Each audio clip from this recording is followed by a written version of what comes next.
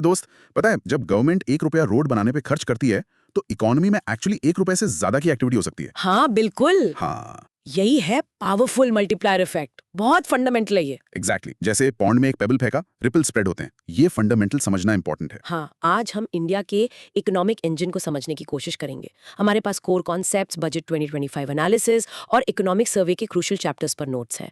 Tailored है ये discussion दोस्त। ऑसम। तो mission, core economic concepts, India का करंट लैंडस्केप, बजट 2025 और वो इकोनॉमिक सर्वे डीप डाइव्स को मास्टर करना। सही। और ब्रॉड थीम है understanding India's economic engine, concepts, context and consolidation. मतलब भारत के आर्थिक इंजन को समझना। काफी लंबा रोड मैप लग रहा है। 13 टॉपिक्स हैं आज। हाँ, थोड़ा डिटेल्ड है। हम शुरू करेंगे फंडामेंटल कॉन्सेप्ट से, फिर economic survey chapter 1, state of the economy, फिर macro economic equilibrium, global headwinds, budget dilemma. Okay, फिर आएंगे policy topics, fiscal consolidation, capex, taxation, employment, agriculture. ये बड़े मुद्दे हैं। राइट, और एंड में इकोनॉमिक सर्वे चैप्टर्स 2, 3 और 4 से मॉनेटरी पॉलिसी, एक्सटर्नल सेक्टर और इन्फ्लेशन पर इंसाइट्स। चलो अब हम पहला टॉपिक देखते हैं। Fundamental economic concepts, measuring growth, flow, potential. Broad micro theme, अर्थव्यवस्था की नींव, विकास, प्रवाह और क्षमता को मापना। ओके, टॉपिक 1 बिल्कुल बेसिक्स। ये टूल्स है ना? हाँ। जैसे इकोनॉमी कार कितनी तेज चल रही है, ग्रोथ मेजरमेंट। हाँ, और फ्यूल कहाँ जा रहा है, सर्कुलर फ्लो मॉडल। और उसकी टॉप स्पीड क्या हो सकती है? हाँ। Production possibilities curve, PPC. चलो सर्कुलर फ्लो से स्टार्ट करते हैं। एग्जाम्पल था ना लोकल बेकरी और फैमिली का। हाँ, जैसे आपकी फैमिली हाउस होल्ड को बेकरी देती है लेबर, उसके बदले वेजेस मिलते हैं। ठीक है। ठीक है। फिर उन वेजेस से आप ब्रेड खरीदते हो, तो हाउस होल्ड्स एफओपी देते हैं, फर्म्स वेजेस प्रॉफिट देते हैं, हाउस होल्ड्स वही पैसा खर्च करते हैं, फर्म्स गुड्स एंड सर्विसेज देते हैं। ये लूप चलता रहता है। मतलब सिंपल है बेसिकली। ओके, सो ये फ्लो इकोनॉमी को चलाता है, पर इससे इकोनॉमी की हेल्थ कैसे डायग्नोस करते हैं? उसके लिए आता है एडीएस मॉडल। एग्रीगेट डिमांड मतलब total spending, consumption plus investment plus government spending plus net exports X minus M. Right, और एग्रीगेट सप्लाई? वो है टोटल प्रोडक्शन कैपेसिटी। अब देखो, इंट्रोडक्शन। ये मॉडल्स इकोनॉमिक्स की लैंग्वेज हैं। बैकग्राउंड, इनसे हम इन्फ्लेशन या स्लो ग्रोथ जैसे इश्यूज डायग्नोस कर सकते हैं। एडीएस ग्राफ सोचो, एक्स एक्सिस पे जीडीपी आउटपुट, वाई एक्सिस पे price levels, inflation. Core logic, अगर एडी बढ़ता है जैसे सी या आई बढ़ने से, तो एडी कर्व राइट शिफ्ट होता है। इससे यूजुअली जीडीपी बढ़ता है पर इन्फ्लेशन भी बढ़ता है। अच्छा। लेकिन अगर एएस बढ़ता है जैसे बेटर टेक्नोलॉजी से, तो एएस कर्व राइट शिफ्ट होता है। ये बेस्ट केस है, हायर जीडीपी और लोअर प्राइसेस, मतलब सस्टेनेबल ग्रोथ। तो रियल वर्ल्ड इम्पैक्ट ये है कि पॉलिसी मेकर्स को ट्रेड ऑफ समझने में हेल्प मिलती है।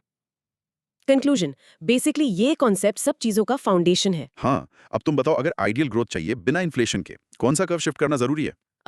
एग्रीगेट सप्लाई कर्व, राइट, ताकि आउटपुट बढ़े बिना प्राइस प्रेशर के। बिल्कुल सही, एएस शिफ्ट जरूरी है। अच्छा, सर्कुलर फ्लो में लीकेजेस की बात थी, पैसे जो सिस्टम से बाहर निकल जाते हैं।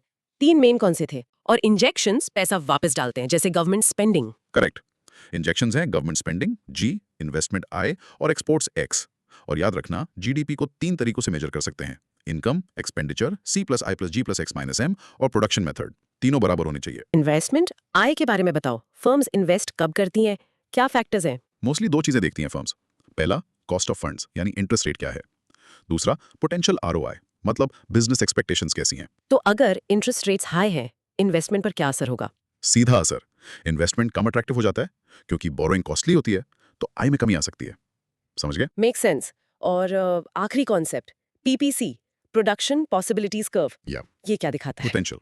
हाँ, पीपीसी दिखाता है इकोनॉमी का मैक्सिमम पोटेंशियल आउटपुट, अगर सारे रिसोर्सेज फुली एम्प्लॉयड हों और एफिशिएंटली यूज हो रहे हों। पोटेंशियल जीडीपी मतलब? राइट, और इस पोटेंशियल को बढ़ाने के लिए या तो क्वांटिटी क्वालिटी ऑफ एफओपी बढ़ानी होगी या टेक्नोलॉजी इंप्रूव करनी होगी, जैसे एआई से। तभी पोटेंशियल बढ़ेगा। तो पीपीसी पोटेंशियल जीडीपी तभी रिप्रेजेंट करता है जब एफओपी का फुल एम्प्लॉयमेंट हो और फुल एफिशिएंसी से यूज हो। एग्जैक्टली, यही कंडीशंस है। ठीक है, सॉलिड स्टार्ट। अब एक पॉज लेते हैं। Try saying this aloud. Explain the difference between an AD shift and an AS shift, focusing on GDP and inflation. Practice saying. Good practice. Core dynamics clear हो जाते हैं। चलो मिनी रिकैप करते हैं। इन शॉर्ट, ये concepts growth के mechanics दिखाते हैं, स्पेंडिंग, इन्वेस्टमेंट, सेविंग्स और इकोनॉमी के पोटेंशियल आउटपुट को लिंक करते हुए। Economic survey chapter 1, state of economy, broad macro theme, Bharat का आर्थिक रिपोर्ट कार्ड, पोस्ट कोविड प्रदर्शन और वैश्विक बाधाएं। अब बात करते हैं नेक्स्ट टॉपिक की, इकोनॉमिक सर्वे चैप्टर 1। इसे इंडिया का एनुअल हेल्थ रिपोर्ट कार्ड समझ लो। ये बताता है इंडिया अभी कहाँ खड़ा है डोमेस्टिक परफॉर्मेंस और ग्लोबल चैलेंजेस को देखते हुए। अच्छा, तो इंडिया एक शिप है और ग्लोबल इकोनॉमी एक तूफानी समुद्र। समुद्र कैसा दिख रहा है सर्वे के हिसाब से? अभी भी काफी अनसर्टेन है। देखो, इंट्रोडक्शन। ये चैप्टर एक तरह से ऑफिशियल डायग्नोसिस है। बैकग्राउंड, ग्लोबली अभी भी हाई इन्फ्लेशन है, सेंट्रल बैंक्स ने हाई पॉलिसी रेट्स मेंटेन किए हुए हैं, फ्यूचर कट्स पर अनसर्टेनिटी है और ग्लोबल मैन्युफैक्चरिंग भी थोड़ा वीक है। जियोपॉलिटिकल रिस्क्स भी हाई हैं। कोर लॉजिक, इस ग्लोबल अनसर्टेनिटी से आरबीआई का काम मुश्किल हो जाता है।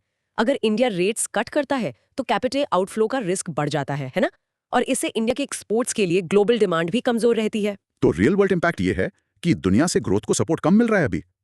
कंक्लूजन, मतलब इंडिया को अपनी इंटरनल स्ट्रेंथ्स पर ज्यादा डिपेंड करना पड़ेगा। बिल्कुल। अब इस बैकग्राउंड में इंडिया की सप्लाई साइड यानी प्रोडक्शन इंजन कैसा परफॉर्म कर रहा है? हाँ, ये इंपॉर्टेंट है। सर्वे कहता है कि पोस्ट कोविड काफी रिजिलियंट रहा है। एग्रीकल्चर प्री कोविड ट्रेंड से ऊपर है, अच्छा कर रहा है। इंडस्ट्री में ओवरऑल वी शेप रिकवरी दिखी है। कंस्ट्रक्शन भी स्ट्रांग है। मैन्युफैक्चरिंग एक्सपैंड कर रहा है, पीएमआई 50 से ऊपर है, लेकिन अभी भी लॉन्ग टर्म ट्रेंड से थोड़ा नीचे है। और वो फेमस के शेप्ड रिकवरी सर्विसेज में, उसका क्या मतलब था एग्जैक्टली? मतलब कुछ सेक्टर्स बहुत तेजी से आगे बढ़े, जैसे के का ऊपर वाला आम, financial services, IT, government admin, ये ट्रेंड से ऊपर गए। लेकिन कुछ पीछे रह गए। के का नीचे वाला आम, कॉन्टैक्ट इंटेंसिव सर्विसेज जैसे ट्रेड, ट्रांसपोर्ट, होटल्स, ये अभी भी पूरी तरह रिकवर नहीं हुए। तो अनइवन प्रोग्रेस हुई बेसिकली। अच्छा, तो के शेप में कौन सी सर्विसेज पीछे रह गए थे? वो कॉन्टैक्ट वाले? हाँ, मेनली वही ट्रेड, ट्रांसपोर्ट, होटल्स, टूरिज्म। वहाँ पैंडेमिक का इम्पैक्ट ज्यादा टाइम तक रहा। Okay, supply side mostly strong पर अनइवन है। डिमांड साइड का क्या सीन है? मतलब स्पेंडिंग कहाँ से आ रहा है? मोस्टली स्टेबल है, पर इन्वेस्टमेंट थोड़ा वीक लिंक है, जो फास्टर ग्रोथ को रोक रहा है। कंजम्पशन ठीक है, गवर्नमेंट का रेवेन्यू एक्सपेंडिचर भी ओके है, नेट एक्सपोर्ट्स X-M भी स्टेबलिश हैं। लेकिन ओवरऑल इन्वेस्टमेंट थोड़ा गिरा, जिसमें government capex, private capex, global uncertainty के कारण और हाउसहोल्ड कैपेक्स जैसे रियल एस्टेट सब शामिल है। ओह, तो इन्वेस्टमेंट में कमी है, लेकिन ओवरऑल मैक्रो इकोनॉमिक स्टेबिलिटी ठीक है, जैसे फिस्कल डेफिसिट, एक्सटर्नल सेक्टर। हाँ, स्टेबिलिटी एक पॉजिटिव पॉइंट है। फिस्कल डेफिसिट कंट्रोल में है, एक्सटर्नल सेक्टर भी मैनेजेबल है। गुड्स ट्रेड डेफिसिट है, लेकिन सर्विसेज का सरप्लस और रेमिटेंसेस उसे कवर कर देते हैं। फॉरेक्स रिजर्व्स भी हाई हैं। तो ग्लोबल अनसर्टेनिटी आरबीआई के लिए इंटरेस्ट रेट सेट करना मुश्किल क्यों बनाती है? कैपिटल आउटफ्लो का रिस्क मेन रीजन है? हाँ, वो इंटरेस्ट रेट डिफरेंशियल काफी इंपॉर्टेंट फैक्टर है जो मॉनेटरी पॉलिसी इंडिपेंडेंस को कॉम्प्लिकेट करता है। बिल्कुल सही पकड़ा। और गुड्स ट्रेड नेगेटिव होने के बावजूद इंडिया का ओवरऑल एक्सटर्नल सेक्टर स्टेबल क्यों माना जाता है? सर्विसेज की वजह से। हाँ, क्योंकि सर्विसेज एक्सपोर्ट्स जैसे आईटी सर्विसेज का पॉजिटिव बैलेंस और स्ट्रॉन्ग रेमिटेंसेस इतने बड़े हैं कि वो गुड्स के डेफिसिट को कवर कर देते हैं, बैलेंस हो जाता है। प्राइवेट इन्वेस्टमेंट कम होने से लगता है बिजनेस मूड थोड़ा कॉशियस है। हाँ, ऐसा लगता है। कंडीशन स्टेबल होने के बावजूद शायद ग्लोबल अनसर्टनिटी या कुछ डोमेस्टिक फैक्टर्स फर्म्स को रोक रहे हैं। थोड़ा वेट एंड वॉच वाला सीन होगा। Make sense. चलो practice time. Rehearse presenting the K shaped recovery concept, समझाते हुए कि के क्या रिप्रेजेंट करता है। प्रैक्टिसिंग इंपॉर्टेंट कॉन्सेप्ट है ये, याद रखना चाहिए। हाँ, for sure. Mini recap. In short, India की supply side post COVID strong है, लेकिन डिमांड को डोमेस्टिक बूस्ट चाहिए, खासकर इन्वेस्टमेंट, क्योंकि ग्लोबल माहौल थोड़ा अनस्टेबल है। Macro economic equilibrium and fundamentals, broad micro theme, ADAS का तालमेल, मनी सप्लाई, इंटरेस्ट रेट्स और इकोनॉमिक डायनामिक्स। टॉपिक 3 एडीएस को मॉनेटरी पॉलिसी से कनेक्ट करता है, मतलब आरबीआई के एक्शंस का इकोनॉमी पर रिपल इफेक्ट कैसे होता है। ठीक है, AD is equal to C+I+G+X-M।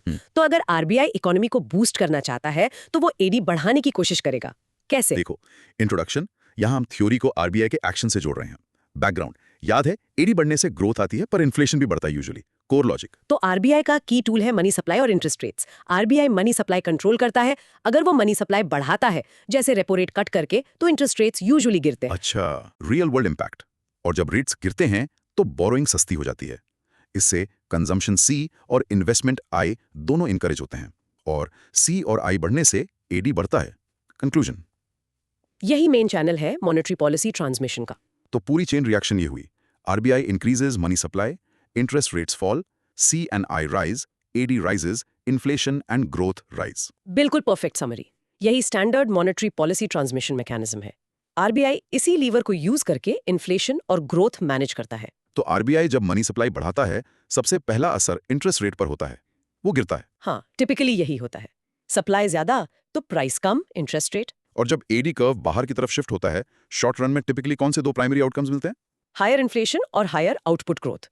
ये याद रखना। Net exports X-M aggregate demand का कंपोनेंट क्यों माना जाता है, समझाओ। देखो, एक्सपोर्ट्स एक्स मतलब विदेशियों द्वारा हमारे गुड्स सर्विसेज पर खर्च, और इंपोर्ट्स एम मतलब हमारा विदेशी माल पर खर्च, तो हम उसे डोमेस्टिक डिमांड से सब्ट्रैक्ट करते हैं। ठीक है, अगर सी और आई बढ़ गए क्योंकि रेट्स कम हुए तो एडीएस डायग्राम पर कौन सा कर्व शिफ्ट होगा? एग्रीगेट डिमांड कर्व बाहर की तरफ यानी राइट में शिफ्ट होगा। और मनी सप्लाई जनरली इनइलास्टिक क्यों मानी जाती है with respect to its price interest rate?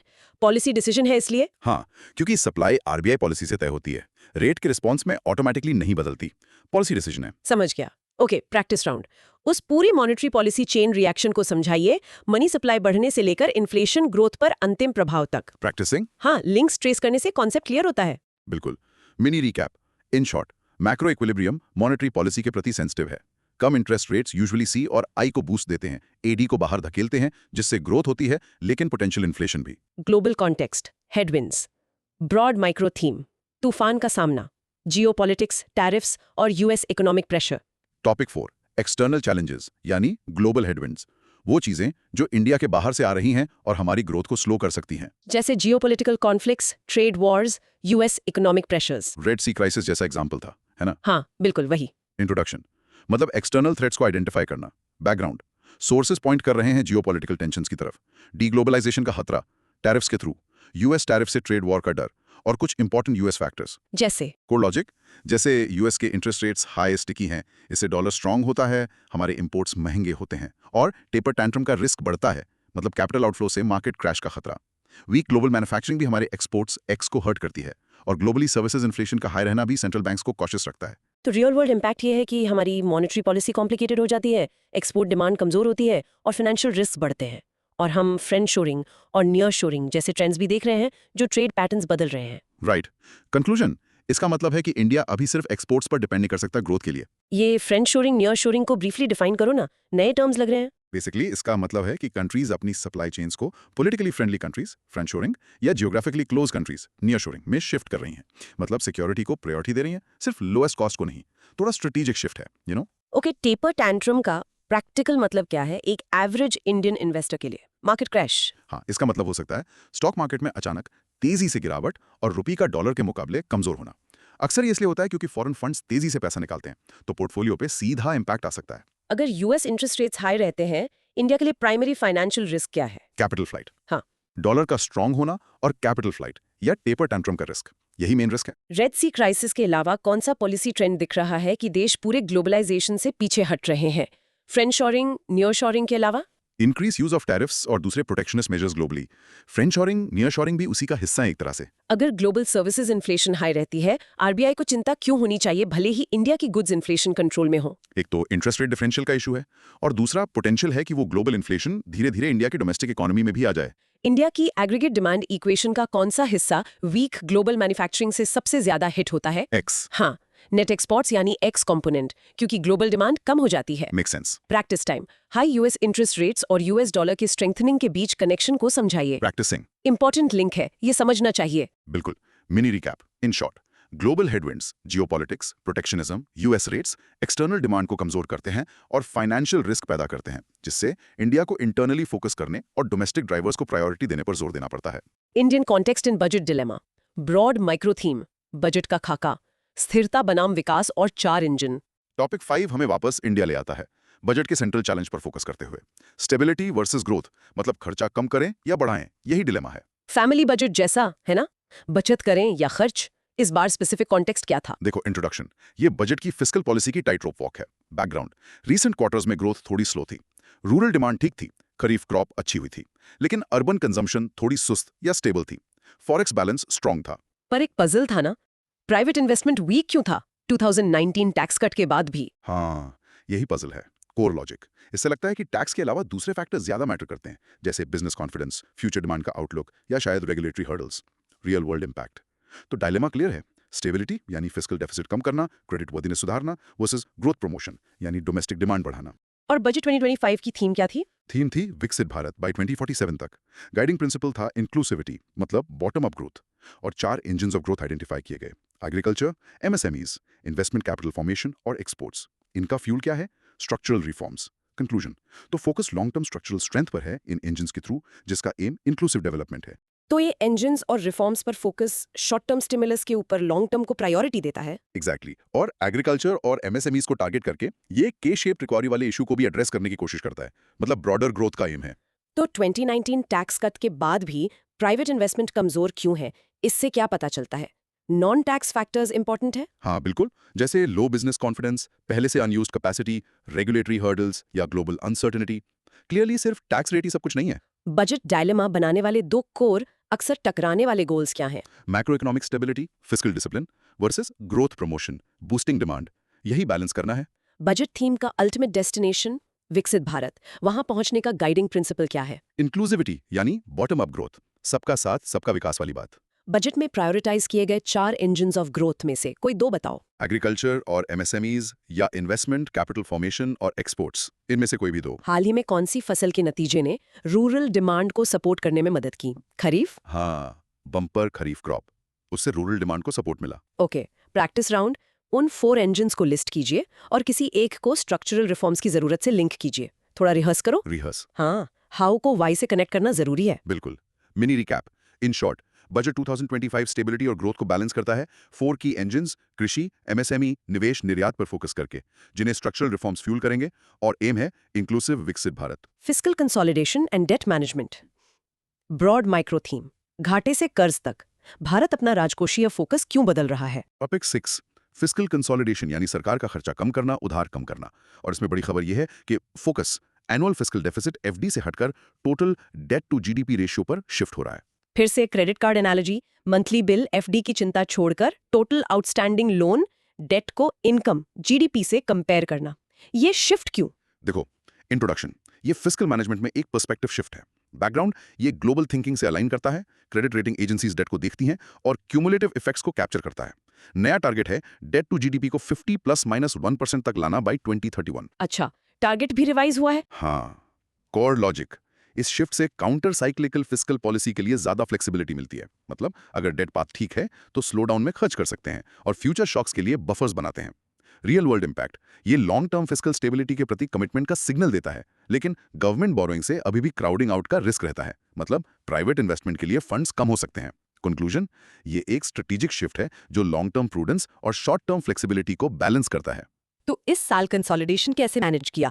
Funding कहां से आई? डेफिसिट कैसे कम हुआ? इस बार 2 बड़े बूस्ट मिले। एक तो आरबीआई से बड़ा डिविडेंड ट्रांसफर हुआ, सरप्लस ट्रांसफर, और दूसरा सब्सिडी बिल 6 साल के लोएस्ट लेवल पर था। इनसे रेवेन्यू एक्सपेंडिचर कम हुआ तो डेफिसिट कम करने में मदद मिली बिना ड्रास्टिक स्पेंडिंग कट्स के। और इसे बैलेंस किया गया इनकम टैक्स रीवेट्स ताकि सी बढ़े और मॉडरेट कैपेक्स इंक्रीज ताकि आई क्राउड इन हो। Debt to GDP ratio long term fiscal risk का बेहतर इंडिकेटर क्यों माना जाता है एनुअल फिस्कल डेफिसिट के मुकाबले? क्योंकि वो क्यूमुलेटिव है। हाँ, बिल्कुल, डेट क्यूमुलेटिव है, सालों का जमा हुआ स्टॉक है, जबकि डेफिसिट सिर्फ 1 साल का फ्लो है। तो डेट ओवरऑल बर्डन को बेहतर दिखाता है। फिस्कल कंसोलिडेशन के लिए आरबीआई डिविडेंड पर ज्यादा निर्भर रहने में पोटेंशियल इशू क्या है? सस्टेनेबल नहीं है। सही कहा। वो एक अनप्रिडिक्टेबल सोर्स है, हर साल उतना मिलेगा ये जरूरी नहीं, तो सस्टेनेबल नहीं कह सकते। क्राउडिंग आउट को सिंपल टर्म्स में समझाओ। गवर्नमेंट बोरोइंग से प्राइवेट सेक्टर को प्रॉब्लम। सीधा सा मतलब है, जब गवर्नमेंट बहुत ज्यादा बोरो करती है तो मार्केट में अवेलेबल कैपिटल वो सोख लेती है। इससे प्राइवेट फर्म्स के लिए कम पैसा बचता है या उनके लिए बोरोइंग कॉस्ट इंटरेस्ट रेट बढ़ जाता है। इस साल के फिस्कल कंसोलिडेशन एफर्ट को फंड करने में मदद करने वाले 2 बड़े सोर्सेज कौन से थे? आरबीआई डिविडेंड और बड़ा आरबीआई डिविडेंड और कम सब्सिडी बिल, ये 2 मेन थे। इस नए फ्रेमवर्क में जो डेट पर फोकस करता है, government ideally counter cyclical fiscal policy का इस्तेमाल कब करेगी स्पेंडिंग बढ़ाने के लिए? स्लो डाउन में। हाँ, आइडियली रिसेशन या मेजर स्लो डाउन के दौरान, जब प्राइवेट एक्टिविटी कमजोर हो तब डिमांड को बूस्ट देने के लिए। समझे? हाँ, समझ गया। Great. Practice time. Crowding out को समझाइए और फिर उसकी ऑपोजिट आइडिया क्राउडिंग इन का जिक्र कीजिए, जो कैपेक्स का एम है। प्रैक्टिसिंग एवरिंग। दोनों इफेक्ट समझना इंपॉर्टेंट है। हाँ, mini recap. In short, India की फिस्कल स्ट्रेटजी का focus long term debt stability 50% target पर शिफ्ट हो गया है, जिससे फ्लेक्सिबिलिटी मिलती है। इसे डिविडेंड कम सब्सिडी के थ्रू फंड किया गया है और मॉडरेट ग्रोथ फोकस कैपेक्स के साथ बैलेंस किया गया है। Capital expenditure, capex and infrastructure, broad micro theme. Infrastructure पर जोर, कैपेक्स रणनीति और नए फोकस क्षेत्र। टॉपिक 7 फोकस करता है कैपेक्स पर, यानी गवर्नमेंट का लॉन्ग टर्म एसेट्स पर खर्च, जैसे roads, ports, power grids. Productive खर्चा है ये। लैपटॉप खरीदना कैपेक्स वर्सेस फास्ट फूड खाना रेवेन्यू एक्सपेंडिचर। तो कैपेक्स के पीछे कोर स्ट्रैटेजी क्या है?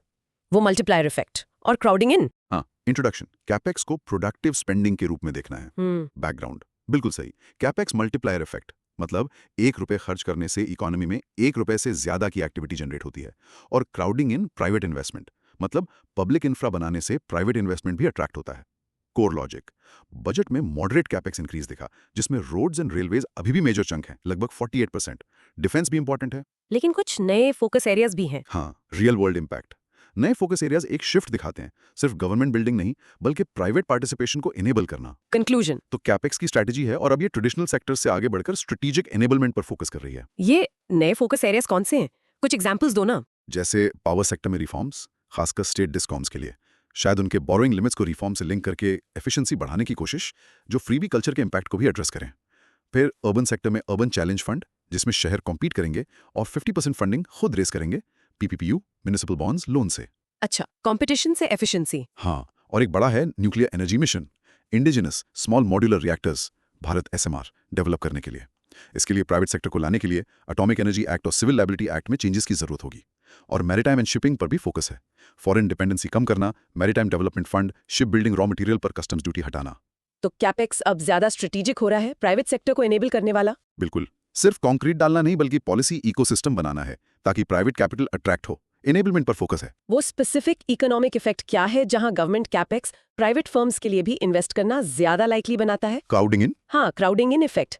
पब्लिक इन्वेस्टमेंट प्राइवेट को अट्रैक्ट करता है। रोड्स और रेलवेज अभी भी कैपेक्स एलोकेशन में डोमिनेंट क्यों है? फाउंडेशनल है इसलिए। हाँ, क्योंकि वो पूरी इकोनॉमी के लिए फंडामेंटल एनेबलर्स हैं, बैकबोन इंफ्रास्ट्रक्चर हैं, इसलिए जरूरी है। न्यूक्लियर एनर्जी मिशन में प्राइवेट सेक्टर को सीरियसली इन्वॉल्व करने के लिए कौन सा की रिफॉर्म जरूरी है? एक्ट्स में चेंज, हाँ, एटॉमिक एनर्जी एक्ट और सिविल लायबिलिटी एक्ट्स में संशोधन करना बहुत जरूरी है। पावर सेक्टर के डिस्कॉम्स की फाइनेंशियल प्रॉब्लम्स और पॉलिटिकल फ्रीबी कल्चर के बीच डायरेक्ट लिंक क्या है? Revenue loss. हाँ, सीधा लिंक है। फ्री पावर देने से डिस्कॉम्स को रेवेन्यू लॉस होता है, उनकी फाइनेंशियल हेल्थ खराब होती है, वो वायबल नहीं रहते। अर्बन चैलेंज फंड प्रोजेक्ट्स के लिए लोकल रिस्पॉन्सिबिलिटी कैसे इंश्योर करने की कोशिश करता है? 50% फंड रेज करके। सही, शहरों को 50% फंड बॉन्ड्स, लोन्स जैसे मार्केट मैकेनिज्म से रेज करना होगा। इससे ओनरशिप और अकाउंटेबिलिटी बढ़ती है। ठीक है, प्रैक्टिस टाइम।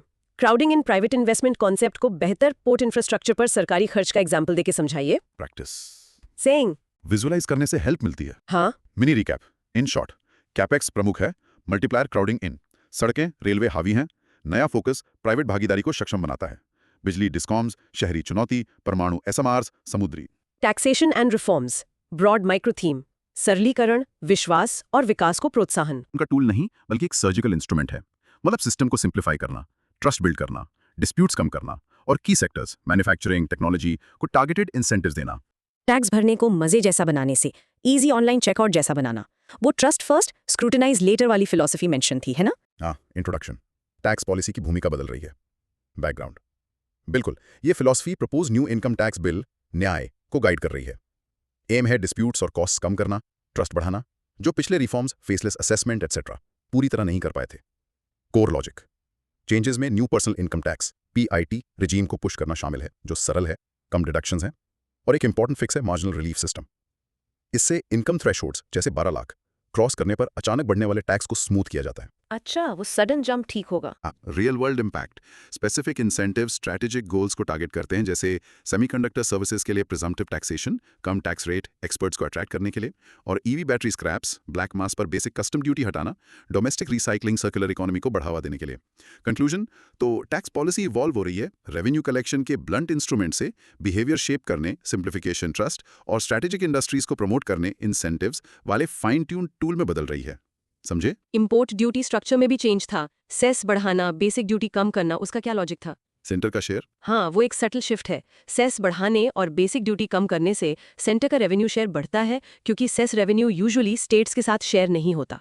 तो ये एक फिस्कल इम्प्लीकेशन है इसका। Propose new income tax bill के पीछे गाइडिंग फिलोसॉफिकल आइडिया क्या है? न्याय और ट्रस्ट। हाँ, न्याय और ट्रस्ट फर्स्ट, स्क्रूटनाइज लेटर, यही गाइडिंग प्रिंसिपल है। न्यू पीआईटी रिजीम में मार्जिनल रिलीफ सिस्टम कौन सी स्पेसिफिक प्रॉब्लम को ठीक करने का एम रखता है? वो थ्रेशोल्ड जंप, सही। थ्रेशोल्ड जैसे 12 लाख के ठीक आगे अचानक टैक्स लायबिलिटी जंप को स्मूथ करना इसका एम है। ईवी बैटरी स्क्रैप्स पर कस्टम्स ड्यूटी हटाना सिग्निफिकेंट क्यों माना जाता है? रिसाइकलिंग के लिए। हाँ, ये डोमेस्टिक ब्लैक मास रिसाइकलिंग इंडस्ट्री को प्रमोट करता है, जो ईवी इकोसिस्टम और सर्कुलर इकोनॉमी के लिए बहुत इंपॉर्टेंट है, याद रखना। इंपोर्ट रेवेन्यू कलेक्शन को बेसिक ड्यूटी से सेस की तरफ शिफ्ट करने में सेंट्रल गवर्नमेंट के लिए मेन फिस्कल एडवांटेज क्या है? शेयर नहीं करना पड़ता। करेक्ट। सेस रेवेन्यू स्टेट्स के साथ शेयर नहीं होता, इसलिए सेंटर का शेयर बढ़ता है। कौन सी स्पेसिफिक हाईटेक सर्विस इंडस्ट्री को प्रिजम्प्टिव टैक्सेशन इंसेंटिव से टारगेट किया जा रहा है? सेमीकंडक्टर्स। हाँ, semiconductor services. Great, okay, practice. Core manufacturing incentives, semiconductor services, EV battery scraps को रिहर्स कीजिए और बताइए कि हर एक क्यों इंपॉर्टेंट है। रिहर्स। व्हाट को वाई से लिंक करना इंपॉर्टेंट है। हाँ, mini recap. In short, tax reforms, विश्वसनीयता रालीकरण, न्यू पिट मार्जिनल रिलीफ और strategic manufacturing sectors, semiconductor, EV recycling के लिए टारगेटेड प्रोत्साहनों की तरफ बढ़ रहे हैं। Manufacturing, skills and employment, broad micro theme. Jobless growth से निपटना, भविष्य के काम के लिए स्किलिंग। टॉपिक 9 एक बहुत बड़े इशू को एड्रेस करता है, जॉबलेस ग्रोथ और स्किल्स गैप। मतलब इकोनॉमी ग्रो कर रही है पर जॉब्स उतनी तेजी से नहीं बढ़ रहे हैं, या फिर जो स्किल्स चाहिए फ्यूचर के लिए, खासकर एआई के साथ, वो वर्कर्स के पास नहीं है। जैसे आउटडेटेड डिग्री के साथ ग्रेजुएट होना। चैलेंजेस क्या मेंशन किए गए हैं इसमें? लो इलास्टिसिटी, हाँ, इंट्रोडक्शन, ये इंडिया की शायद सबसे इंपॉर्टेंट लॉन्ग टर्म चैलेंज है। बैकग्राउंड, जॉबलेस ग्रोथ यानी लो एम्प्लॉयमेंट इलास्टिसिटी लगभग 0.2। इसका मतलब 1% जीडीपी ग्रोथ पर सिर्फ 0.2% एम्प्लॉयमेंट ग्रोथ। फिर structural unemployment, skill geographical mismatch और जॉब स्किल मिसमैच, जिसे एम्प्लॉयबिलिटी क्राइसिस भी कहते हैं। मतलब क्वालिफिकेशन है पर एम्प्लॉयर को जो प्रैक्टिकल स्किल्स चाहिए वो नहीं है। सीरियस इश्यूज हैं। सोल्यूशन क्या है? कोर लॉजिक, स्ट्रैटेजी का फोकस है मैन्युफैक्चरिंग ग्रोथ पर। इसका टारगेट है जीडीपी में इसका शेयर 17% से बढ़ाकर 25% करना, क्योंकि इसकी जॉब इलास्टिसिटी ज्यादा होती है। फोकस लेबर इंटेंसिव सेक्टर्स पर है, जैसे फुटवेयर, लेदर, टॉयज और clean tech, EVs, photovoltaic, electrolysers पर भी। मैन्युफैक्चरिंग के साथ स्किल्स पर भी फोकस है। एआई का क्या रोल है? हाँ, साइमल्टेनियसली एआई के थ्रेट को भी एड्रेस करना है जो लो स्किल सर्विस जॉब्स को रिप्लेस कर सकता है। इसके लिए इंडिया एआई मिशन, 10,000 करोड़ का आउटले, फाउंडेशनल मॉडल्स डेवलप करना, जीपीयू सपोर्ट प्रोवाइड करना और robust skilling institutions, new certification framework, centres of excellence पर जोर है। रियल वर्ल्ड इंपैक्ट तो स्ट्रैटेजी सिर्फ जॉब्स की क्वांटिटी नहीं बल्कि क्वालिटी और फ्यूचर प्रूफ जॉब्स पर है। कंक्लूजन, मतलब एक ड्यूअल अप्रोच है, मैन्युफैक्चरिंग को बूस्ट करना प्लस फ्यूचर स्किल्स और एआई में हेवी इन्वेस्टमेंट करना। ग्लोबल कैपेबिलिटी सेंटर्स जीसीसीज का भी मेंशन था, वो क्या है? बीपीओ से अलग? हाँ, ये इंपॉर्टेंट शिफ्ट है। लो स्किल बीपीओ से आगे बढ़कर हाई स्किल आउटसोर्सिंग जैसे अकाउंटिंग, डेटा साइंस, R&D को इंडिया अट्रैक्ट करने की कोशिश है। और खास तौर पे टियर 2 सिटीज को टारगेट किया जा रहा है ताकि जॉब क्रिएशन का बेनिफिट सिर्फ बड़े शहरों तक सीमित ना रहे। क्वालिटी जॉब्स पर फोकस है। मैन्युफैक्चरिंग का जीडीपी में कितना कंट्रीब्यूशन टारगेट किया जा रहा है? 25%। हाँ, 25%। अभी 17% के आसपास है। इंडिया एआई मिशन में इतना बड़ा इन्वेस्टमेंट क्यों किया जा रहा है? प्राइमरी ड्राइवर क्या है? AI threat. हाँ, एक तो एआई का लो स्किल सर्विस जॉब्स पर खतरा, और दूसरा domestic AI capabilities, models, GPU support develop करने की जरूरत। ग्रोथ पोटेंशियल के लिए हाईलाइट किए गए लेबर इंटेंसिव मैन्युफैक्चरिंग सेक्टर्स में से कोई दो बताओ। फुटवेयर, हाँ, फुटवेयर, लेदर, टॉयज, इनमें से कोई भी दो। जीसीसीज के थ्रू इंडिया किस टाइप की आउटसोर्सिंग को अट्रैक्ट करने की कोशिश कर रहा है, स्पेशली टियर 2 सिटीज में? बताओ। High skill. हाँ, high skill outsourcing, data science, R&D, advance accounting, इस तरह की जॉब्स। जॉबलेस ग्रोथ के बारे में वो स्पेसिफिक न्यूमेरिकल चैलेंज क्या था जो साइट किया गया? इलास्टिसिटी 0.2। सही, लो एम्प्लॉयमेंट इलास्टिसिटी 0.2, ये मेन चैलेंज है। Okay, practice time. Traditional BPO से हाई स्किल जीसीसीज में शिफ्ट और टियर 2 सिटीज को टारगेट करने का महत्व समझाइए। प्रैक्टिसिंग इंपॉर्टेंट स्ट्रैटेजिक शिफ्ट है, ये समझना जरूरी है। बिल्कुल। Mini recap in short. Jobless growth का मुकाबला हाई इलास्टिसिटी एमएफईजी को बढ़ावा देकर, plus AI high skill investments, India AI mission, tier 2 में हाई स्किल जीसीसीज के जरिए किया जा रहा है। Agriculture and rural economy, broad micro theme. खेत से बाजार तक, फसल कटाई के बाद की चुनौतियों और प्रोटीन की कमी को संबोधित करना। टॉपिक 10 एग्रीकल्चर, अभी भी बहुत बड़ी पॉपुलेशन की बैकबोन है, लेकिन इसमें post harvest issues, storage, logistics और डिस्गाइज्ड अनएम्प्लॉयमेंट जैसी गहरी समस्याएं हैं। जैसे किसान के टमाटर सड़ जाते हैं मार्केट पहुंचने से पहले, या एक ही खेत पर जरूरत से ज्यादा लोग काम कर रहे हैं। इसको कैसे फिक्स करें? देखो,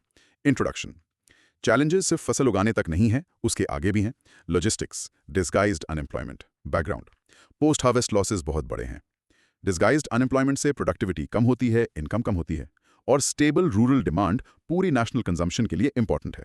तो इनिशिएटिव्स क्या है? कोल लॉजिक, कुछ की इनिशिएटिव्स हैं जैसे पीएम धन्य कृषि योजना। ये एस्पिरेशनल डिस्ट्रिक्ट्स मॉडल को एग्रीकल्चरल सेक्टर के लिए रेप्लिकेट करने की कोशिश है। फिर मिशन फॉर आत्मनिर्भरता इन पल्सेस, इसका एम है क्रॉप डाइवर्सिफिकेशन को बढ़ावा देना, प्रोटीन डिफिशियंसी को एड्रेस करना और दालों के इंपोर्ट पर डिपेंडेंसी कम करना। मॉडिफाइड इंटरेस्ट सबवेंशन स्कीम भी है बेहतर क्रेडिट कल्चर के लिए। असम में नया यूरिया प्लांट ताकि यूरिया इंपोर्ट कम हो।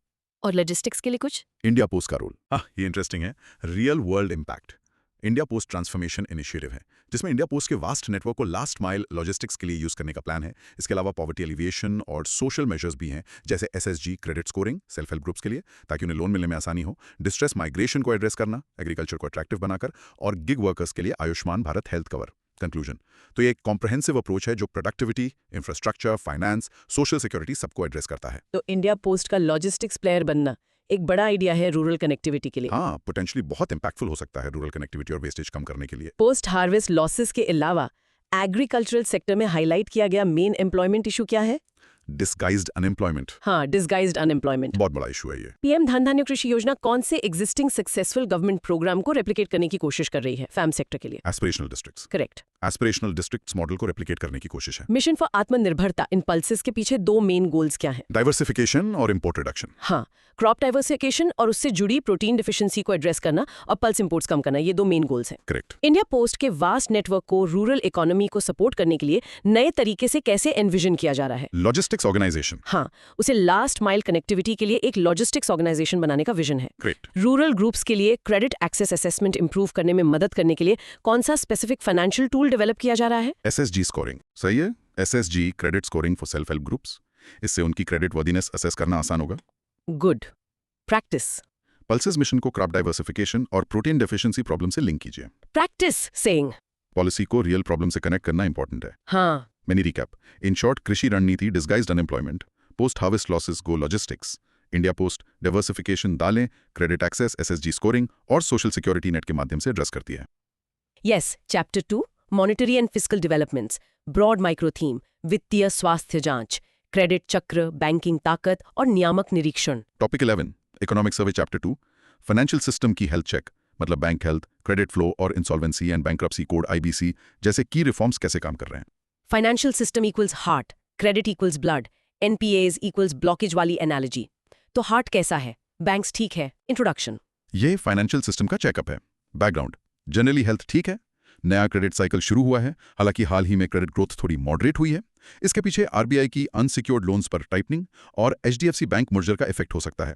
बैंक्स स्ट्रांग हैं, ग्रॉस और नेट एनपीएस कम हो रहे हैं और capital to risk weighted assets ratio यानी सीएआर काफी हाई है, 16.7%। फाइनेंशियल इंक्लूजन भी बढ़ रहा है। अच्छी बात है। आईबीसी का क्या स्टेटस है, वो काम कर रहा है?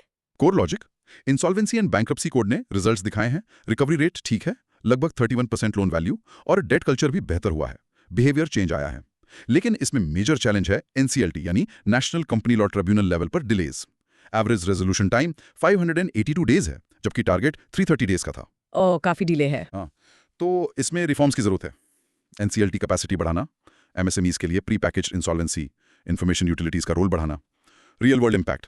दूसरी तरफ कैपिटल मार्केट्स में रिटेल इन्वेस्टर पार्टिसिपेशन बहुत बढ़ गया है, 13 करोड़ पार्टिसिपेंट्स। लेकिन बॉन्ड मार्केट्स अभी भी अंडर डेवलप्ड हैं, जीडीपी का सिर्फ 18%, एस कोरिया में 80% है। और इंडियन स्टॉक मार्केट्स के लिए रिस्क भी हैं, एफपीआई वॉलेटिलिटी, पुल आउट, जिसे यंग रिटेल इन्वेस्टर्स एब्जॉर्ब कर रहे हैं, यूएस स्टॉक मार्केट का हाई वैल्यूएशन और यूएस फेड रेट हाइक कर रिस्क। कंक्लूजन, तो ओवरऑल हेल्थ ठीक है, लेकिन IBC resolution speed, NCLT delays, capital market risks और बेहतर रेगुलेशन की जरूरत है। रेगुलेशन ऑफ रेगुलेटर्स की भी बात थी, रेगुलेटरी इम्पैक्ट असेसमेंट आरआईए की जरूरत। हाँ, बिल्कुल जरूरत है कि नए रेगुलेशंस इंप्लीमेंट करने से पहले उनकी क्वालिटी, इम्पैक्ट और कॉस्ट को असेस किया जाए। आरआईए, कंप्लायंस कॉस्ट कम हो, रेगुलेशंस प्रोपोर्शनेट हो, सैंडबॉक्स अप्रोच यूज हो। और एक रिस्क है ओवर फाइनेंशियलाइजेशन का, मतलब फाइनेंशियल सेक्टर इतना बड़ा और कॉम्प्लेक्स हो जाए कि वो रियल इकोनॉमी के साथ रिसोर्सेज के लिए compete करने लगे।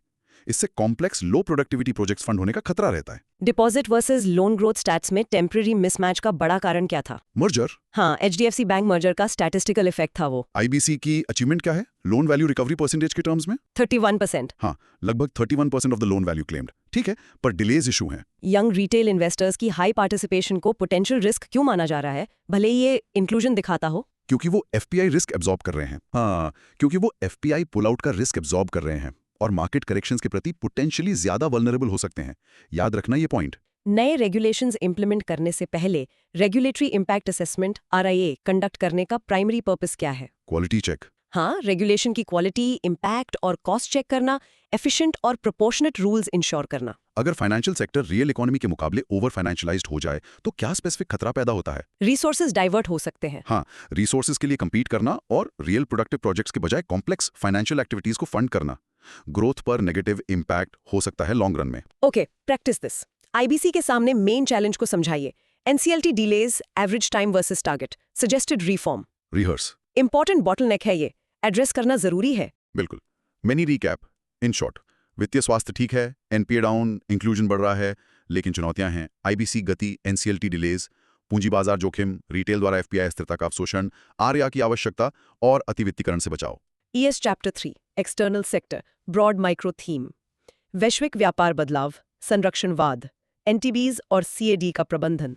टॉपिक 12 ES चैप्टर 3 इंडिया का ग्लोबल इकोनॉमी के साथ interaction, trade in goods and services, capital flows, exchange rate, इन सब पर बात करेंगे, खासकर इस बदलते हुए अनसर्टन ग्लोबल माहौल में जहां प्रोटेक्शनिज्म बढ़ रहा है।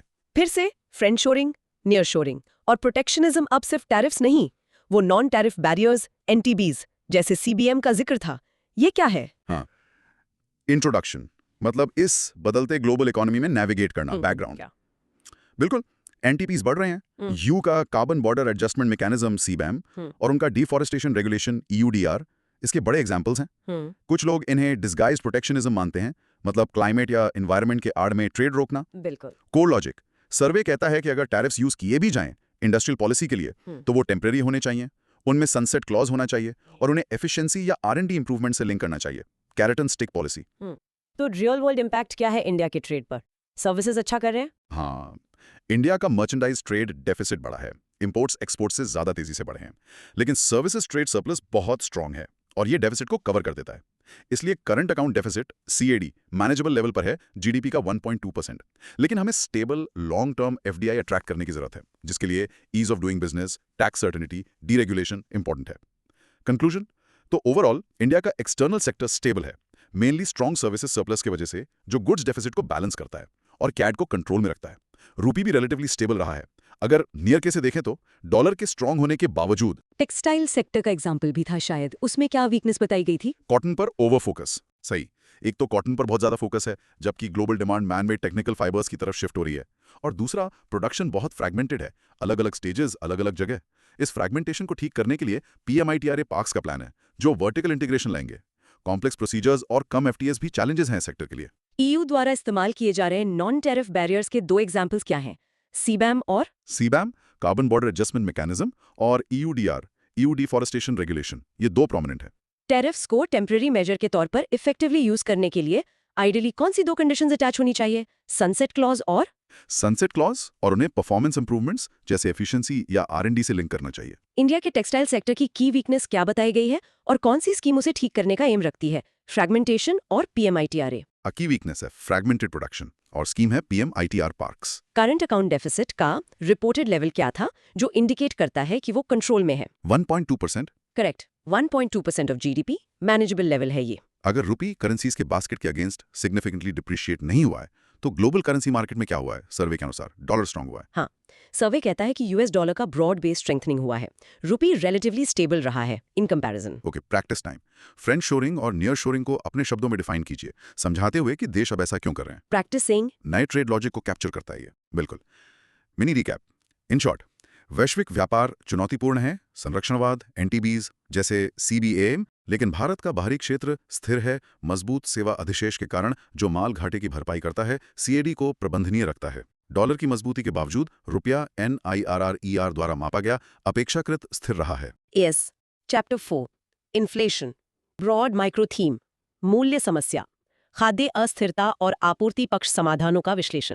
और अब आखिरी टॉपिक 13 ES चैप्टर 4 इन्फ्लेशन पर। देखो, ओवरऑल इन्फ्लेशन ठीक ठाक है, लेकिन फूड इन्फ्लेशन, खासकर वेजिटेबल्स की प्राइसेस एक लगातार सरदर्द बनी हुई हैं, बहुत वोलेटाइल है। हाँ, जैसे लैपटॉप की प्राइस स्टेबल रहती है, पर प्याज या टमाटर की प्राइस अचानक 300% बढ़ जाती है।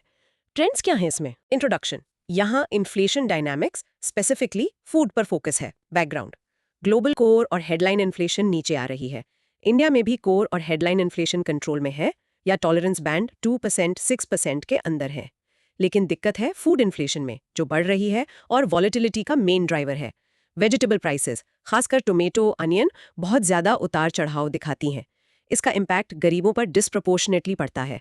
तो इसके लिए सिर्फ RBI रेट से काम नहीं चलेगा, टारगेटेड एक्शन चाहिए। हाँ, कोर लॉजिक। अब सवाल है, ये इतनी वॉलेटाइल क्यों है? वेजिटेबल्स के केस में आमतौर पर ये सप्लाई की प्रॉब्लम नहीं है, एनुअल प्रोडक्शन काफी है। ये मेनली स्टोरेज और वेस्टेज की प्रॉब्लम है। मौसम, कोल्ड स्टोरेज की कमी, लॉजिस्टिक्स, एक्सट्रीम वेदर जैसे हीट वेव्स। इसका सोल्यूशन है better storage, climate resilient seeds. और दालों का क्या? वो भी वॉलेटाइल है। हाँ, लेकिन पल्सेस की प्राइस वॉलेटिलिटी का रीजन अलग है। ये मेनली प्रोडक्शन की प्रॉब्लम है, MSP प्रोक्योरमेंट गारंटी की कमी। इसका सोल्यूशन है मिशन फॉर आत्मनिर्भरता इम्पल्सेस और पीएम आशा जैसी स्कीम्स जो प्राइस एश्योरेंस देती हैं। तो ये डिफरेंस इंपॉर्टेंट है पॉलिसी के लिए। रियल वर्ल्ड इम्पैक्ट बहुत इंपॉर्टेंट है। अगर वॉलेटिलिटी का कारण स्ट्रक्चरल या सप्लाई साइड है, स्टोरेज प्रोडक्शन गैप, तो मॉनेटरी पॉलिसी जैसे रेट हाइक्स इनइफेक्टिव हो जाती हैं क्योंकि फूड की डिमांड इनइलास्टिक होती है। इसके लिए एडमिनिस्ट्रेटिव या गवर्नमेंटल मेजर्स जरूरी हैं जो सप्लाई साइड कंस्ट्रेंट्स को टारगेट करें। कंक्लूजन मतलब इंडिया में इन्फ्लेशन मैनेज करने के लिए टारगेटेड अप्रोच चाहिए। शॉर्टेज या दालें, वेस्ट इनएफिशिएंसी, सब्जी स्टोरेज के बीच फर्क करना इंपॉर्टेंट है। इसके लिए सिर्फ मॉनेटरी पॉलिसी नहीं, सप्लाई साइड सॉल्यूशंस की जरूरत है। याद रखना ये। तो मॉनेटरी पॉलिसी खराब स्टोरेज या कम दाल प्रोडक्शन को फिक्स नहीं कर सकती, सीधी सी बात है। एग्जैक्टली फूड की डिमांड इनइलास्टिक है। रेट बढ़ाने से लोग प्याज खाना बंद नहीं करेंगे। आपको सप्लाई चेन या प्रोडक्शन इंसेंटिव्स ठीक करने होंगे। प्याज जैसी सब्जियों और दालों में प्राइस वॉलेटिलिटी के कारण के बीच मुख्य अंतर क्या हाईलाइट किया गया है? Storage versus production. Correct. Vegetables storage wastage का problem, pulses production procurement gap का प्रॉब्लम। स्टैंडर्ड मॉनेटरी पॉलिसी जैसे इंटरेस्ट रेट्स बढ़ाना इस टाइप की फूड इन्फ्लेशन के खिलाफ इनइफेक्टिव क्यों माना जाता है? Inelastic demand. हाँ, क्योंकि एसेंशियल फूड की डिमांड इनइलास्टिक होती है। रेट हाइक से अंडरलाइंग सप्लाई इशू ठीक नहीं होता। वेजिटेबल प्राइस वॉलेटिलिटी से निपटने के लिए सजेस्ट किया गया एक स्पेसिफिक एडमिनिस्ट्रेटिव या सप्लाई साइड मेजर बताओ। Storage, better storage, cold chains या फिर क्लाइमेट रेजिलियंट सीड्स का यूज बढ़ाना। कौन सी सरकारी स्कीम या मिशन दालों के प्रोडक्शन प्रॉब्लम को स्पेसिफिकली एड्रेस करने का एम रखती है? मिशन आत्मनिर्भर, हाँ। मिशन फॉर आत्मनिर्भरता इन पल्सेस, और पीएम आशा, प्रधानमंत्री अन्नदाता आय संरक्षण अभियान। कोर इन्फ्लेशन और फूड इन्फ्लेशन के बीच हाल ही में इंडिया में ओवरऑल सीपीआई वॉलेटिलिटी का प्राइमरी ड्राइवर कौन सा माना गया है? फूड। हाँ, फूड इन्फ्लेशन वही मेन ड्राइवर रहा है वॉलेटिलिटी का। ओके, फाइनल प्रैक्टिस समझाइए कि फूड इन्फ्लेशन से निपटने के लिए एडमिनिस्ट्रेटिव सप्लाई साइड मेजर्स क्यों जरूरी हैं, सिर्फ आरबीआई रेट हाइक्स पर निर्भर रहने के बजाय। प्रैक्टिसिंग क्रूशियल पॉलिसी पॉइंट है, यह समझना जरूरी है। बिल्कुल। Mini recap in short, Bharat की कोर इन्फ्लेशन आमतौर पर मॉडरेट है, लेकिन लगातार फूड इन्फ्लेशन अस्थिरता से चुनौती मिलती है। सब्जी भंडारण बर्बादी, दाल उत्पादन खरीद अंतराल। इसके लिए लक्षित आपूर्ति पक्ष समाधानों की आवश्यकता है क्योंकि केवल मौद्रिक नीति अपर्याप्त है। वाओ, क्या जबरदस्त टूर था ये दोस्त। बेसिक कॉन्सेप्ट्स जैसे एडीएस से लेकर बजट की स्ट्रैटेजीज और इकोनॉमिक सर्वे के डीप डाइव्स तक बहुत कुछ कवर किया हमने। हाँ बिल्कुल, हमारी थीम थी understanding India's economic engine, concepts, context and consolidation. चलो जल्दी से की टेकअवेज को बुलेट पॉइंट्स में समराइज करते हैं। Concepts and flow, ADAS circular flow important diagnostic tools हैं। सस्टेनेबल ग्रोथ एएस शिफ्ट से आती है। Stability focus, global uncertainty India को डोमेस्टिक स्टेबिलिटी पर फोकस करने के लिए प्रेरित कर रही है। High forex, managed CAD, internal drivers CIG, खासकर सर्विसेज में के शेप्ड रिकवरी को देखते हुए। स्ट्रैटेजिक स्पेंडिंग, फिस्कल कंसोलिडेशन हो रहा है, नए डेट जीडीपी फोकस के साथ फ्लेक्सिबिलिटी, इससे हाई मल्टीप्लायर कैपेक्स, रोड्स के अलावा न्यूक्लियर एसएमआर, डिस्कॉम रिफॉर्म्स जैसे नए क्षेत्रों को टारगेट करते हुए किया जा रहा है। फ्यूचर जॉब्स, जॉबलेस ग्रोथ की चुनौती का सामना India AI mission, high elasticity manufacturing और high skilled GCC jobs tier 2 शहरों में बड़े दांव लगाकर किया जा रहा है। Financial and external health, banking sector ठीक है, एनपीए कम, लेकिन आईबीसी में एनसीएलटी डिलेज और रिटेल हैवी कैपिटल मार्केट्स के जोखिमों पर नजर रखने की जरूरत है। भारी रूप से भारत सीबीएम जैसे बढ़ते एनटीबीज के बीच मजबूत सर्विस सरप्लस के साथ कैड को नियंत्रण में रखता है। इन्फ्लेशन टारगेटिंग, मुद्रास्फीति खासकर खाद्य अस्थिरता से निपटने के लिए संरचनात्मक सुधारों की आवश्यकता है। सब्जियों के लिए बेहतर भंडारण, दालों के लिए बेहतर मूल्य गारंटी, क्योंकि मौद्रिक नीति अकेले इन आपूर्ति पक्ष समस्याओं को हल नहीं कर सकती। ये बहुत हेल्पफुल समरी है। हाँ। अब इन सबको याद रखने के लिए वो 6 कंटेंट प्रोब्स जो आपने मेंशन किए थे। राइट, कुछ quick memory joggers. 1, aggregate demand के main components C + I + G + X - M को कैसे जल्दी याद करोगे? शायद अलग अलग स्पेंडिंग स्ट्रीम्स को एक बकेट में डालते हुए विजुअलाइज करो। 2, क्विक गाइड, के शेप रिकवरी शब्द का प्रयोग करें। के निचले हिस्से पर कौन सी स्पेसिफिक सर्विसेज थी जो पोस्ट कोविड पीछे रह गई और क्यों? हिंट, आमने सामने की बातचीत सोचें। Answer, contact intensive, trade, transport, hotel. 2, quick guide. 3, fiscal consolidation shift के मूल विचार के लिए एक मेमोराइजेशन ट्वीक सुझाएं। वो एनालॉजी याद है? महीने के क्रेडिट कार्ड बिल, एफडी की चिंता से हटकर आय की तुलना में कुल बकाया ऋण, डेट, जीडीपी पर ध्यान केंद्रित करना। इस बदलाव को कैसे रिफ्रेश करोगे? शायद focusing on the total stock, debt versus just the annual flow, deficit. 2, quick guide. 4, कौन सी एनालॉजी आपको पॉजिटिव कैपेक्स मल्टीप्लायर इफेक्ट, ₹1 बनाता है, और गवर्नमेंट बोरोइंग से होने वाले क्राउडिंग आउट के नेगेटिव रिस्क के बीच अंतर याद रखने में मदद करती है? शायद कैपेक्स एक नई चौड़ी रोड बना रहा है, ज्यादा ट्रैफिक फ्लो, जबकि एक्सेसिव बोरोइंग कुछ लेन्स ब्लॉक कर रही हैं, कम ट्रैफिक फ्लो। थोड़ा सोच लो। 5, सर्वे के अनुसार सब्जियों बनाम दालों में मूल्य अस्थिरता के मौलिक अंतर में मौलिक अंतर केवल 2 वाक्यों में कैसे समझाएंगे? सब्जियां, स्टोरेज वेस्टेज प्रॉब्लम, दालें, प्रोडक्शन प्रोक्योरमेंट प्रॉब्लम। 6, ईयू से वे दो प्रमुख नॉन टैरिफ बैरियर्स कौन से थे जिन्हें कुछ लोग डिस्गाइज्ड प्रोटेक्शनिज्म मानते हैं? हिंट, एक कार्बन से संबंधित है, दूसरा जंगल से। Answer CBAM EUDR। Nice. Okay, final challenge time. हाँ, अब आगे बढ़े। टैक्सेशन एंड रिफॉर्म्स, टॉपिक 8 पर हुई हमारी चर्चा को पूरी तरह से अपनी आवाज में सुनाने का प्रयास करें, थोड़ा कॉन्फिडेंट टोन में, समझे?